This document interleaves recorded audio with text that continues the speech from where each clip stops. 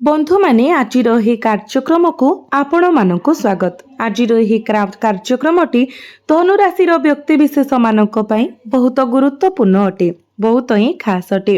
କାରଣ ଆଗାମୀ 10 ଦିନ ଆପଣଙ୍କ ପାଇଁ ବହୁତ ଗୁରୁତ୍ୱପୂର୍ଣ୍ଣ ହେବାକୁ ଯାଉଛି। ଶନି ଏବେ ବକ୍ରି ହୋଇ ସାରିଛନ୍ତି। ଯେକୌଣସି ଅହଙ୍କାର ଭାଙ୍ଗିଯିବ। ଏହି 10 ଦିନ ମଧ୍ୟରେ ଆପଣ ଅଗଷ୍ଟ ମାସ ପାଇଁ କିପରି ଯୋଜନା କରିବା ଉଚିତ, ଆପଣ କିପରି ଅତ୍ୟନ୍ତ ସତର୍କତାର ସହିତ ଚାଲିବା ଉଚିତ, ଆମେ ଆଜିର ଭିଡ଼ିଓରେ ସମସ୍ତ ବିବରଣୀ ପ୍ରଦାନ କରିବୁ। ଏହି ଅଗଷ୍ଟରେ ସୃଷ୍ଟି ହେଉଥିବା ସୁଯୋଗ ବିରଳ ଏବଂ ଗୁରୁତ୍ୱପୂର୍ଣ୍ଣ। ଏହି ଭିଡ଼ିଓକୁ ଆରମ୍ଭରୁ ଶେଷ ପର୍ଯ୍ୟନ୍ତ ନିଶ୍ଚିତ ଭାବରେ ଦେଖନ୍ତୁ, କାରଣ ଏହା ସମ୍ପୂର୍ଣ୍ଣ ଭାବରେ ଗ୍ରହ ସ୍ଥାନ ଉପରେ ଆଧାରିତ। ଆମେ ଯାହା ଆଲୋଚନା କରୁଛୁ ତାହା ଗ୍ରହ ଗୁଡ଼ିକର ବର୍ତ୍ତମାନର ସ୍ଥିତି ଉପରେ ଆଧାରିତ। ଶନି ବକ୍ରି ହେଉଛନ୍ତି ଏବଂ ଏକକାଳୀନ ଏହି 10 ଦିନ ମଧ୍ୟରେ 3ଟି ପ୍ରମୁଖ ଗ୍ରହ ଗୁରୁତ୍ୱପୂର୍ଣ୍ଣ ପରିବର୍ତ୍ତନ ଦେଇ ଗତି କରୁଛନ୍ତି। ଅଗଷ୍ଟ 1 ତାରିଖରେ ଶୁକ୍ର ଦଶମ ଭାବରେ ପ୍ରବେଶ କରିବେ। ଅଗଷ୍ଟ 2 ତାରିଖରେ ମଙ୍ଗଳ ଆପଣଙ୍କର ସପ୍ତମ ଭାବରେ ପ୍ରବେଶ କରିବେ। ଅଗଷ୍ଟ 5 ତାରିଖରେ ବୁଧ ଆପଣଙ୍କର ଅଷ୍ଟମ ଭାବରେ ପ୍ରବେଶ କରିବେ। ଗୁରୁ ଏବଂ ସୂର୍ଯ୍ୟ ଏକତ୍ର ହେବେ। ଯେଉଁମାନେ ସେଠାରେ ପୂର୍ବରୁ ଉପସ୍ଥିତ ଅଛନ୍ତି, ତେବେ ଏହାର ପ୍ରଭାବ କ'ଣ ହେବ, ଆପଣ କେଉଁ ଫଳାଫଳ ପାଇବେ, କେଉଁ ଶୁଭ କିମ୍ବା ଅଶୁଭ ସଂକେତ ଦେଖାଯିବ, ଆଜିର ଏହି ଭିଡ଼ିଓରେ ଆମେମାନେ ସବୁକିଛି ବିସ୍ତାର ଭାବରେ ଆଲୋଚନା କରିବା। ତେବେ ଭିଡ଼ିଓଟିରେ ଆଗକୁ ବଢ଼ିବା ପୂର୍ବରୁ ଆପଣ ସର୍ବପ୍ରଥମେ କମେଣ୍ଟ ବକ୍ସରେ ଭକ୍ତି ଏବଂ ଶ୍ରଦ୍ଧାର ସହିତ ଜୟ ଶ୍ରୀ ଜଗନ୍ନାଥ ଅବଶ୍ୟ ଲେଖନ୍ତୁ ଏବଂ ଭିଡ଼ିଓଟିକୁ ଲାଇକ୍ କରି ଚ୍ୟାନେଲଟିକୁ ସବସ୍କ୍ରାଇବ୍ କରିଦିଅନ୍ତୁ। ବନ୍ଧୁମାନେ, ଯଦି ଏହି ଭିଡ଼ିଓ ଆଜି ଆପଣଙ୍କ ସମ୍ମୁଖକୁ ଆସିଛି, ତେବେ ଏହା ସଠିକ୍ ସୂଚନା, ଏକ ଶକ୍ତିଶାଳୀ ପ୍ରତିକାର କିମ୍ବା ମୂଲ୍ୟବାନ ଅନ୍ତର୍ଦୃଷ୍ଟି ପ୍ରଦାନ କରିବାର ସମ୍ଭାବନା ଅଛି, ଯାହା ଆପଣଙ୍କ ମନର ଅଶାନ୍ତିକୁ ଦୂର କରିବ ଏବଂ ଆପଣ ଯାହା ଚାହୁଁଛନ୍ତି ତାହା ପ୍ରକାଶ କରିବାରେ ଆପଣଙ୍କୁ ସାହାଯ୍ୟ କରିବ। ଦୀର୍ଘ ଦିନ ଧରି ରହିଥିବା ଦବି ରହିଥିବା ଇଚ୍ଛା ଶେଷରେ ପୂରଣ ହେବା ଆରମ୍ଭ ହୋଇପାରେ, ତେଣୁ ଭିଡ଼ିଓଟିକୁ ଶେଷ ପର୍ଯ୍ୟନ୍ତ ଦେଖନ୍ତୁ। ପ୍ରଥମେ, ଯଦି ଆପଣ ଚ୍ୟାନେଲଟିକୁ ସବସ୍କ୍ରାଇବ୍ କରିନାହାନ୍ତି ତେବେ ସବସ୍କ୍ରାଇବ୍ କରିଦିଅନ୍ତୁ। ବନ୍ଧୁମାନେ, ପ୍ରଥମ ଏବଂ ସବୁଠାରୁ ଗୁରୁତ୍ୱପୂର୍ଣ୍ଣ କଥା, ଶନି ଜୁଲାଇ 27 ତାରିଖରେ ବକ୍ରି ହୋଇସାରିଛନ୍ତି ଏବଂ 138 ଦିନ ପାଇଁ ବକ୍ରି ଚଳନ କରିବେ। ଏହାର ପ୍ରଭାବ ଅଗଷ୍ଟ ମାସ ସାରା ରହିବ, କିନ୍ତୁ ଏହି ପ୍ରାରମ୍ଭିକ 10 ଦିନ ମଧ୍ୟରେ ଆପଣ କ'ଣ ପ୍ରସ୍ତୁତି କରିବା ଉଚିତ? କୁହାଯାଏ ଯେ ଏକ ଭଲ ଆରମ୍ଭ ଏକ ଭଲ ଫଳାଫଳ ଆଣିଥାଏ। ଯଦି ଦିନ ଭଲ ଆରମ୍ଭ ହୁଏ ତେବେ ସମଗ୍ର ଦିନ ଭଲ ହୁଏ, ଯଦି ଆରମ୍ଭ ଖରାପ ହୁଏ ତେବେ ସମଗ୍ର ଦିନ ନଷ୍ଟ ହୋଇଯାଏ। ସେହିପରି ଅଗଷ୍ଟ ମାସର ଆରମ୍ଭକୁ ଆପଣଙ୍କୁ ଦୃଢ଼ ନିୟନ୍ତ୍ରଣ କରିବାକୁ ପଡ଼ିବ। ଆପଣଙ୍କୁ କ'ଣ କରିବାକୁ ପଡ଼ିବ ଏବଂ କ'ଣ ଏଡ଼ାଇବାକୁ ପଡ଼ିବ, ସେ ବିଷୟରେ ସ୍ପଷ୍ଟ ଧାରଣା ରହିବା ଆବଶ୍ୟକ। ପ୍ରଥମତଃ, ଶନି ଆପଣଙ୍କୁ ପରୀକ୍ଷାରେ ପକାଇ ପାରନ୍ତି। କେଉଁ ରୂପରେ? ଧ୍ୟାନ ଦେଇ ଶୁଣନ୍ତୁ। ଆପଣ ହଠାତ୍ କିଛି ଟଙ୍କା, ଅପ୍ରତ୍ୟାଶିତ ପ୍ରଶଂସା କିମ୍ବା ଅପ୍ରତ୍ୟାଶିତ ଲାଭ ପାଇପାରନ୍ତି। ତଥାପି ଏହାକୁ ଆପଣଙ୍କୁ ଅହଙ୍କାରୀ କରିବାକୁ ଦେବା ଉଚିତ ନୁହେଁ। ଏହା ହେଉଛି ସେହି ପରୀକ୍ଷା ଯାହାର ଆପଣ ସମ୍ମୁଖୀନ ହେବେ।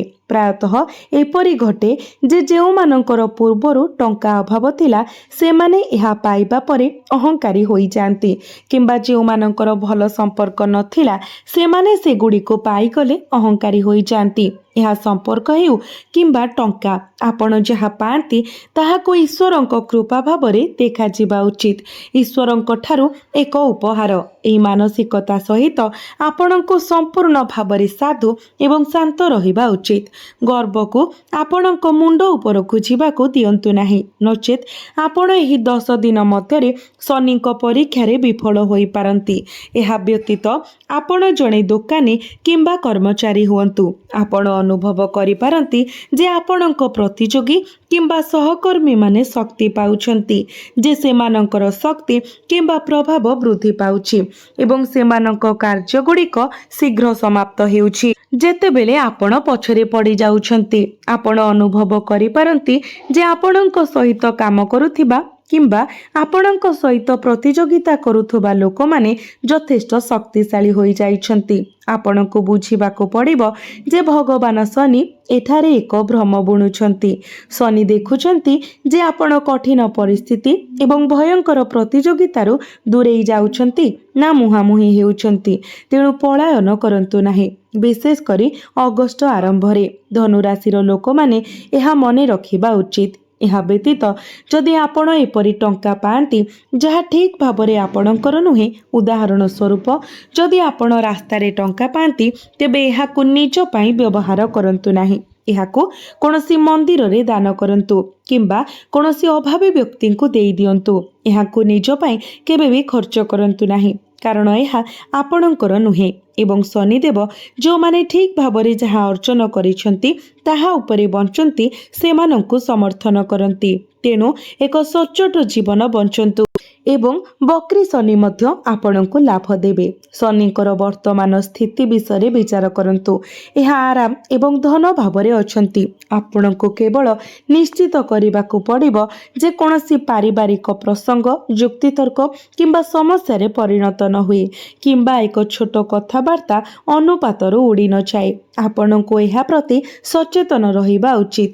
ଏହା ସହିତ ଯେତେବେଳେ ଶୁକ୍ର ଅଗଷ୍ଟ 1 ତାରିଖରେ କ୍ୟାରିୟର ଭାବରେ ପ୍ରବେଶ କରନ୍ତି, ଫ୍ୟାଶନ ଡିଜାଇନିଂ, ପୋଷାକ ଆସେସୋରିଜ୍, ବୁଟିକ୍ ଉତ୍ପାଦ, ସୁଗନ୍ଧି କିମ୍ବା ଆଭ୍ୟନ୍ତରୀଣ ସାଜସଜ୍ଜା ସାମଗ୍ରୀ ଭଳି କ୍ଷେତ୍ରରେ ଥିବା ଲୋକମାନେ ଉତ୍କୃଷ୍ଟ ଲାଭ ପାଇବେ। ଅଗଷ୍ଟ 1ରୁ 10 ତାରିଖ ପର୍ଯ୍ୟନ୍ତ ସମ ଏବଂ ତାପରେ ଶୁକ୍ରଙ୍କର କୃପା ଯୋଗୁଁ ବହୁତ ଅନୁକୂଳ ହେବ। ସେହି ସମୟରେ ଶୁକ୍ର ଆପଣଙ୍କ ଧ୍ୟାନ ସେହି ବିଷୟଗୁଡ଼ିକ ପ୍ରତି ଆକର୍ଷଣ କରିବେ ଯେଉଁଗୁଡ଼ିକରେ ଆପଣଙ୍କର ପୂର୍ବରୁ କୌଣସି ଆଗ୍ରହ ନଥିଲା। ଏବେ ଆପଣ ସେହି କ୍ଷେତ୍ରଗୁଡ଼ିକୁ ମଧ୍ୟ ଅନୁସନ୍ଧାନ କରିବାକୁ ଆଗ୍ରହୀ ଅନୁଭବ କରିବେ। ଯେହେତୁ ଏହା କ୍ୟାରିୟର ଭାବରେ ଅବସ୍ଥିତ, ଏହା ବହୁତ ଭଲ। ଆପଣ ଆପଣଙ୍କର କ୍ୟାରିୟରରେ ଫଳାଫଳ ଦେଖିବେ, ତଥାପି ଆପଣ ଅତ୍ୟଧିକ ହେବାଠାରୁ ଦୂରେଇ ରହିବା ଉଚିତ। ମୁଁ ଏହା କାହିଁକି କହୁଛି? ଶୁକ୍ର ପ୍ରେମ ଏବଂ ବିଳାସର ପ୍ରତୀକ। ଏହା ଆପଣଙ୍କର ଧ୍ୟାନ ବିଳାସପୂର୍ଣ୍ଣ ଜିନିଷ ଆଡ଼କୁ ଆକର୍ଷିତ କରେ। ଆପଣ କେତେବେଳେ ଏକ ମହଙ୍ଗା ଆଇଫୋନ୍ କିମ୍ବା ଅନ୍ୟାନ୍ୟ ମହଙ୍ଗା ଜିନିଷ କିଣିବାକୁ ଇଚ୍ଛା ଅନୁଭବ କରିପାରନ୍ତି। ଶୁକ୍ର ଆପଣଙ୍କର ମନକୁ ଏହି ଭାବରେ ପ୍ରଭାବିତ କରନ୍ତି। ତେଣୁ ଅନାବଶ୍ୟକ ଖର୍ଚ୍ଚକୁ ଏଡ଼ାନ୍ତୁ, ଯାହା ଆପଣଙ୍କର ବ୍ୟାଙ୍କ ବାଲାନ୍ସକୁ ହ୍ରାସ କରିପାରେ। କେବଳ ଏହା ମନେ ରଖନ୍ତୁ, ବର୍ତ୍ତମାନ ଅଗଷ୍ଟ 2ରେ ଯେତେବେଳେ ମଙ୍ଗଳ ରାଶି ପରିବର୍ତ୍ତନ କରନ୍ତି ଏବଂ ଏଠାରେ ପହଞ୍ଚନ୍ତି, ସେତେବେଳେ ଭଲ ଖବର ଏବଂ ଖରାପ ଖବର ଉଭୟ ଅଛି। ଦୟାକରି ଏହାକୁ ସାବଧାନତାର ସହିତ ବୁଝନ୍ତୁ। ଆପଣ ଖରାପ ଖବରକୁ ଭଲ ଖବରରେ ମଧ୍ୟ ପରିଣତ କରିପାରିବେ। ପ୍ରଥମତଃ ଭଲ ଖବର। ମଙ୍ଗଳ ବ୍ୟବସାୟ ଏବଂ ସହଭାଗିତା ପରିଚାଳନା କରୁଥିବା କେନ୍ଦ୍ରରେ ପ୍ରବେଶ କରିବା ମାତ୍ରେ ଆପଣ ଆପଣଙ୍କର ଦକ୍ଷତା, ଆଗ୍ରହ ଏବଂ ଇଚ୍ଛା ଶକ୍ତି ମାଧ୍ୟମରେ ଆପଣଙ୍କର ବ୍ୟବସାୟକୁ ନୂତନ ଉଚ୍ଚତାକୁ ନେଇଯିବାରେ ସଫଳ ହେବେ। କିଛି ଲୋକଙ୍କ ପାଖରେ ଏକ ଅନନ୍ୟ ପ୍ରକାରର ଆତ୍ମବିଶ୍ୱାସ ଅଛି। ଏକ ଆଭ୍ୟନ୍ତରୀଣ ଅଗ୍ନି। ମଙ୍ଗଳ ଅଗ୍ନି ଉପାଦାନକୁ ପ୍ରତିନିଧିତ୍ୱ କରେ ଏବଂ ଏହା ଆପଣଙ୍କ ଭିତରେ ସେହି ଅଗ୍ନିକୁ ପ୍ରଜ୍ୱଳିତ କରିବ। ତଥାପି ବ୍ୟବସାୟ କିମ୍ବା ବୈବାହିକ ସହଭାଗିତା ବିଷୟରେ ଆପଣଙ୍କର ସମ୍ଭାବ୍ୟ କ୍ଷଣସ୍ଥାୟୀ ମନୋଭାବ ଆପଣଙ୍କର ଜୀବନସାଥୀ କିମ୍ବା ବ୍ୟବସାୟିକ ସହଭାଗୀଙ୍କୁ ଅସୁବିଧାରେ ପକାଇପାରେ। ମଙ୍ଗଳ ଗ୍ରହ ପ୍ରାୟତଃ ଲୋକଙ୍କୁ ଶୀଘ୍ର କ୍ରୋଧୀ କରିବା ଏବଂ ଅତ୍ୟଧିକ ଉତ୍ସାହ କିମ୍ବା ଆବେଗପୂର୍ଣ୍ଣତା ସୃଷ୍ଟି କରିବା ପାଇଁ ଜଣାଶୁଣା। ଏହି ଗୁଣଗୁଡ଼ିକ ଆପଣଙ୍କ ଭିତରେ ପ୍ରକାଶ ପାଇପାରେ। ତେଣୁ ଆପଣଙ୍କୁ ଅନ୍ୟ ବ୍ୟକ୍ତିଙ୍କୁ ମୂଲ୍ୟ ଦେବା ଉଚିତ। ସେମାନେ ଆପଣଙ୍କ ସହିତ ଅଛନ୍ତି ଏବଂ ସମ୍ମାନ ପାଇବାକୁ ଯୋଗ୍ୟ ବୋଲି ସ୍ୱୀକାର କରି ଆପଣଙ୍କୁ ସେହି ସମ୍ମାନକୁ ସମ୍ମାନ ଦେବା ଉଚିତ। କଷ୍ଟକର ସମୟରେ ସେମାନେ କିପରି ଆପଣଙ୍କ ସହିତ ଠିଆ ହୋଇଥିଲେ ତାହା ମନେ ରଖିବା ଉଚିତ ଏବଂ ସେମାନଙ୍କୁ ହୀନ କରିବାରୁ ଦୂରେଇ ରହିବା ଉଚିତ। ଯୁକ୍ତିତର୍କ କରନ୍ତୁ ନାହିଁ କିମ୍ବା ଛୋଟ ଆଘାତଦାୟକ ମନ୍ତବ୍ୟ ଦିଅନ୍ତୁ ନାହିଁ। ଦୟାକରି ଏହା ମନେ ରଖନ୍ତୁ। ଏହା ସହିତ ବର୍ତ୍ତମାନ 5 ତାରିଖରେ ବୁଧ ଅଷ୍ଟମ ଭାବରେ ପ୍ରବେଶ କରିବାକୁ ଯାଉଛନ୍ତି, ଯେଉଁଠାରେ ଏକ ଉଚ୍ଚ ବୃହସ୍ପତି ଏବଂ ସୂର୍ଯ୍ୟ ପୂର୍ବରୁ ଉପସ୍ଥିତ ଅଛନ୍ତି। ଏଠାରେ ଧ୍ୟାନ ଦିଅନ୍ତୁ। ସୂର୍ଯ୍ୟ ଆପଣଙ୍କୁ ଭଲ ରୋଗ ପ୍ରତିରୋଧକ ଶକ୍ତି ପ୍ରଦାନ କରୁଛନ୍ତି। ଅଗଷ୍ଟ ମାସର ପ୍ରଥମ 10 ଦିନ ମଧ୍ୟରେ ଆପଣ ସୂର୍ଯ୍ୟଙ୍କର ପ୍ରଭାବ ଦ୍ୱାରା ଦୃଢ଼ ରୋଗ ପ୍ରତିରୋଧକ ଶକ୍ତି ପାଇବେ। 5 ତାରିଖରେ ସୂର୍ଯ୍ୟ ଏବଂ ବୁଧଙ୍କର ସାକ୍ଷାତ ହେଲେ ବୁଧାଦିତ୍ୟ ଯୋଗ ସୃଷ୍ଟି ହେବ। ଅଷ୍ଟମ ଭାବର ପ୍ରଭାବ ଯୋଗୁଁ ଏହା ହଠାତ୍ ଆର୍ଥିକ ଲାଭ ଆଣିପାରେ। 5 ତାରିଖ ପରେ ଏପରି ସମ୍ଭାବନା ସୃଷ୍ଟି ହୁଏ। ଗୁରୁଙ୍କ ବିଷୟରେ ଆପଣଙ୍କୁ ସତର୍କ ରହିବାକୁ ପଡ଼ିବ ଯେ ଆପଣ ଆପଣଙ୍କର ଗୁରୁଜନଙ୍କୁ ଅସମ୍ମାନ କରିବେ ନାହିଁ। ଆପଣଙ୍କର ପିତାମାତାଙ୍କୁ ପ୍ରତି ଆକ୍ଷେପ କରନ୍ତୁ ନାହିଁ କିମ୍ବା ସେମାନଙ୍କ ସହିତ କଠୋର ଭାବରେ କଥା ହୁଅନ୍ତୁ ନାହିଁ, ନଚେତ୍ ଗୁରୁଙ୍କର ପ୍ରଭାବ ନକାରାତ୍ମକ ହୋଇଯିବ, ଯାହା ସ୍ୱାସ୍ଥ୍ୟ ସମସ୍ୟା ଏବଂ ଭାଗ୍ୟହାନିର କାରଣ ହେବ। ଆପଣଙ୍କୁ ଏହା ମନେ ରଖିବାକୁ ପଡ଼ିବ। ଅଗଷ୍ଟ 1ରୁ 10 ତାରିଖ ପର୍ଯ୍ୟନ୍ତ ଏହି ସମୟ ମଧ୍ୟରେ ଆପଣଙ୍କର ଟଙ୍କା ରୋଜଗାର କରିବାର କ୍ଷମତା ବୃଦ୍ଧି ପାଇବ। ଆପଣ ଅନୁଭବ କରିବେ ଯେ ଆପଣଙ୍କର ଆଭା ପୂର୍ବ ତୁଳନାରେ ଯଥେଷ୍ଟ ଉନ୍ନତ ହୋଇଛି। ଆପଣ ନିଜକୁ ଭଲ ଭାବରେ ବୁଝିପାରିବେ ଏବଂ ନିଜକୁ ଅଧିକ ପ୍ରଭାବଶାଳୀ ଭାବରେ ଉପସ୍ଥାପନ କରିପାରିବେ। ଆପଣଙ୍କର ଯୋଗାଯୋଗ ଦକ୍ଷତା ଉତ୍କୃଷ୍ଟ ହୋଇପାରେ।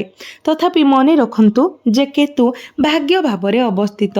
ଆପଣଙ୍କୁ ବୁଝିବାକୁ ପଡ଼ିବ ଯେ ଆପଣ କେବଳ ଭାଗ୍ୟ ଉପରେ ନିର୍ଭର କରିପାରିବେ ନାହିଁ। କେତୁ ସେହି କ୍ଷେତ୍ରଗୁଡ଼ିକରେ ପୃଥକୀକରଣ ସୃଷ୍ଟି କରନ୍ତି ଯେଉଁଠାରେ ଆପଣ ଆପଣଙ୍କର ଆଶା ବାନ୍ଧି ରଖନ୍ତି। ଯଦି ଆପଣ ଭାବନ୍ତି ଯଦି ଏହା ମୋ ଭାଗ୍ୟରେ ଅଛି ତେବେ ମୁଁ ତାହା ପାଇବି, ମୁଁ କେବଳ ଅପେକ୍ଷା କରିବି, ତେବେ ଆପଣ ତାହା ପାଇବେ ନାହିଁ। କିନ୍ତୁ ଯଦି ଆପଣ ଭାଗ୍ୟକୁ ପାଶୋରି ଦେଇ କଠିନ ପରିଶ୍ରମ ଦ୍ୱାରା ନିଜ ଭାଗ୍ୟ ଗଢ଼ିବେ ତେବେ ଆପଣ ବହୁତ କିଛି ହାସଲ କରିବେ। ଏହି ବିନ୍ଦୁ ପ୍ରତି ବିଶେଷ ଧ୍ୟାନ ଦିଅନ୍ତୁ। ଏବେ ମୁଁ ଆପଣଙ୍କ ସହିତ ପ୍ରତିକାର ଗୁଡ଼ିକ କହୁଛି, ଦୟାକରି ଧ୍ୟାନ ଦେଇ ଶୁଣନ୍ତୁ। ଏହି ପ୍ରତିକାର ଗୁଡ଼ିକ ଆପଣଙ୍କର ଭାଗ୍ୟକୁ ଉଜ୍ଜ୍ୱଳ କରିପାରିବ। ତ ବନ୍ଧୁମାନେ, ପ୍ରଥମ ପ୍ରତିକାର ଆପଣଙ୍କ ରାଶିର ଅଧିପତି ଗୁରୁଙ୍କ ସହିତ ଜଡ଼ିତ। ଯେହେତୁ ଗୁରୁ ଅଷ୍ଟମ ଭାବରେ ଅଛନ୍ତି, ଏକ ସ୍ଥିତି ଯାହାକୁ ସାଧାରଣତଃ ଆଦର୍ଶ ବୋଲି ବିବେଚନା କରାଯାଏ ନାହିଁ, ଆପଣ ଏହି ପ୍ରତିକାର କରିବା ଉଚିତ। ତଥାପି ଗୁରୁ ଉଚ୍ଚ ରାଶିରେ ଅଛନ୍ତି, ତାହା ଆପଣଙ୍କ ପାଇଁ କାମ କରେ। ଏହି ପରିସ୍ଥିତି ପ୍ରକୃତରେ ଆପଣଙ୍କ ପାଇଁ ଲାଭଦାୟକ ହୋଇପାରେ। ତେଣୁ ପ୍ରତିକାର କ'ଣ ମୁଁ ଆପଣଙ୍କୁ କହିବି। ଆପଣ ଗୁରୁବାର ଦିନ ବିଷ୍ଣୁ ସହସ୍ରନାମ ପାଠ କରିବା ଉଚିତ। ଯଦି ଆପଣ ନିଜେ ପାଠ କରିପାରୁନାହାନ୍ତି ତେବେ ଆପଣ ଏହାକୁ ଶୁଣିପାରିବେ। ଏବଂ ଯେହେତୁ ଶନି ବକ୍ରି ହୋଇସାରିଛନ୍ତି, ଆପଣ କିଛି ପରୀକ୍ଷାର ସମ୍ମୁଖୀନ ହୋଇପାରନ୍ତି। ତେଣୁ ଆପଣ ଶନିବାର ଦିନ ଓସ୍ତ ଗଛ ମୂଳରେ ଏକ ସୋରିଷ ତେଲର ଦୀପ ଜାଳନ୍ତୁ। ଏହି 2ଟି ପ୍ରତିକାର ଅନୁସରଣ କରିବା ନିଶ୍ଚିତ ଭାବରେ ଆପଣଙ୍କ ପାଇଁ ଲାଭଦାୟକ ହେବ।